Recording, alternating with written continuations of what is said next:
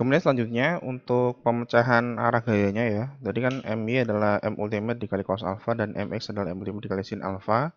Dengan M ultimate adalah 2,73, maka kalau kita pecah ke arah sumbu X dan ke arah sumbu Y, sumbu X ke arah sumbu lemah itu adalah 2,41 kN dan sumbu Y, sumbu kuat adalah 1,28 kN. Ini terlihat ternyata pada Gording itu tidak menguntungkan ya, karena yang terbesar itu adalah MX. Iya, iya kelihatan ya. Jadi emang kan arah jatuh ke arah sini lebih besar. Akibatnya apa? Momen yang ke arah sumbu lemah dari profil UNP itu lebih besar daripada momen yang ke arah sumbu kuat.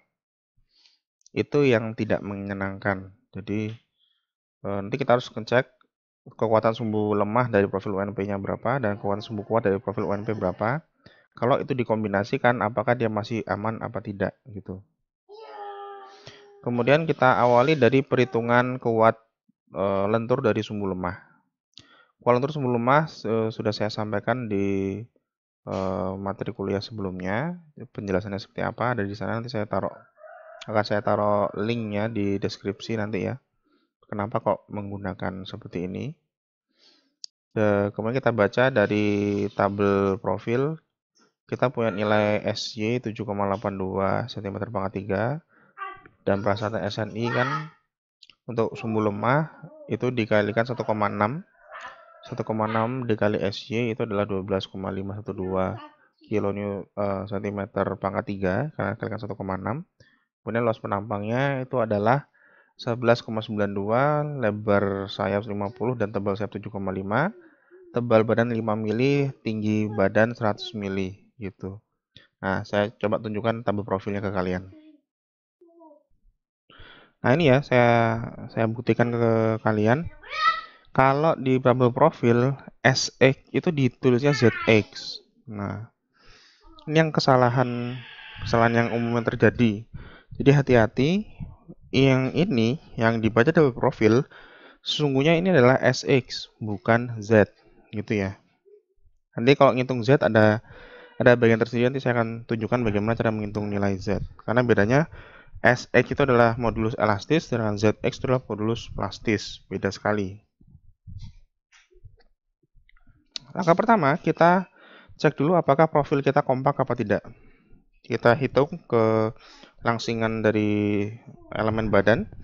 Badan kita berarti H per TW hanya adalah jarak antar bagian dalam sini ya. Jadi tinggi badan bersih 100 dikurangi 2 kali tebal sayap ketemu 17, sedangkan lambda plastisnya dari SNI itu adalah 3,76 akar E per FY, ya 108,54, sedangkan lambda non kompaknya adalah 164,54. Dari sini asalnya dia. Jadi untuk hati-hati ya, tabel profilnya jangan salah. Tabelnya kalau ini ada dua jenis, ada yang menahan tekan, ini menahan tekan, dan ada yang menahan lentur. Ini yang menahan lentur. Nah, hati-hati. Gitu. Jadi jangan sampai salah baca. Nah, yang menahan lentur ini tadi kita di profil badan. Untuk badan, mana badan? Ini kan sayap semua ya. Kalau badan tuh, nah ini badan dari profil I dan simetris ganda dan kanal itu 3,76 dan 5,70 gitu. Ini asal muasalnya dari mana rumus 3,76 dan 5,70 tadi. Karena kelangsingan badan kita kurang dari lambda plastis, maka badan kita termasuk kategori kompak. Kemudian kita cek sayapnya. Pada sayap itu 6,67 kelangsingannya. Batasnya 0,38 dan 1,0. Karena kurang dari lambda plastis, maka dia 6 disebut dengan profil sayap kompak.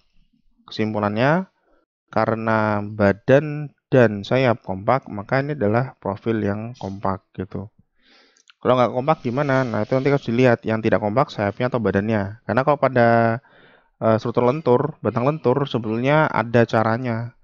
Perhitungan kalau sayapnya tidak kompak bagaimana, kalau perhitungan badan tidak kompak bagaimana gitu. Ini sama ya, tadi lihat di tabel SNI-nya tadi. Mulailah kita menghitung kuat lentur dari sumbu lemah profil UNP kita. Kita menghitung ZY sekarang. Kalau tadi kan S. Kalau yang ada di tabel profil itu adalah SX, walaupun ditulisnya Z ya. Nah, sekarang kita hitung beneran apa itu Z-nya. Untuk penjelasan mengenai kenapa kok ini HC, HT, HC adalah ini rumusnya, itu sudah ada di bahan kuliah sebelumnya. Saya taruh linknya di deskripsi gitu ya. Karena kalau saya jelaskan lagi nanti kepanjangan. Tinggi penampang tekan dari profil WNP yang ditidurkan seperti ini itu adalah A gross dibagi 4 kali TF. Besarnya adalah 39,77. Jadi yang bagian tekan itu 39,73, sedangkan yang bagian tarik itu sisanya gitu loh. Tekan ini kan 50 mili, yang tekan itu 39,73 dan tarik itu adalah sisanya. Dan titik berat penampang tekan itu YC itu adalah setengah dari tingginya gitu. 19,87. Sedangkan luas tampang tarik maka adalah sisa. Jadi luas tampang kotor dikurangi 2 kali yang bagian tekan. Kenapa 2? Karena ada kiri kanan gini ya. Itu kan 596 mm persegi. Dengan tinggi bagian tarik itu adalah sisanya 10,3 mm. Dan titik berat bagian tarik itu menggunakan rumus ini statis moment, luas elemen dikali titik berat elemen dibagi jumlahan dari luas elemen gitu ya. Jadinya seperti ini. Lihat di deskripsi nanti ada link video penjelasannya kenapa kok kayak gini. Ketemunya adalah 6,86. Jadi titik berat tarik ini dari garis netral, dari netral aksis itu adalah ini ya. Itu adalah 6,86 mili, sedangkan titik berat yang tekan tadi adalah 19,87 mili. Sehingga kita punya lengan momen atau D, lengan momen ini, jarak antara gaya tekan ke gaya tarik itu adalah 26,73. Dijumlahkan tadi 19,87 ditambah 6,86. Sehingga faktor modulus plastis dari sumbu lemah kita adalah luas tampang tarik dikali lengan itu 26,73 dikalikan dengan AT 596 ini, ketemu angka 15.931,93 mm. Hati-hati, jangan langsung dipakai karena harus dicek dulu terhadap syarat SNI. SNI bilang nilai ZY tidak boleh lebih dari 1,6 SY-nya. Nah, 1,6 SY itu ternyata dari ini, jadi kita konversi ke milimeter, dapatlah 12.512. Nah, terlihat di sini nilai ZY hasil hitungan kalkulasi lebih besar daripada 1,6 SY. Otomatis yang diambil adalah yang terkecil sesuai dengan batas atasnya SNI. Batas atas SNI bilang 12.512. Itu yang diambil, bukan ZY hasil kalkulasi. Sehingga kapasitas momen arah sumbu lemah dari profil WNP kita adalah ZY dikali FY. FY kita adalah ini 240 MPa adalah 3,0 kN. Tentu saja sudah saya bagi 1 juta ya. Jadi kan sebetulnya kan MPa dikali milimeter pangkat 3 itu kan ketemunya Newton milimeter. Saya bagi 1 juta biar kilometer meter, seperti itu.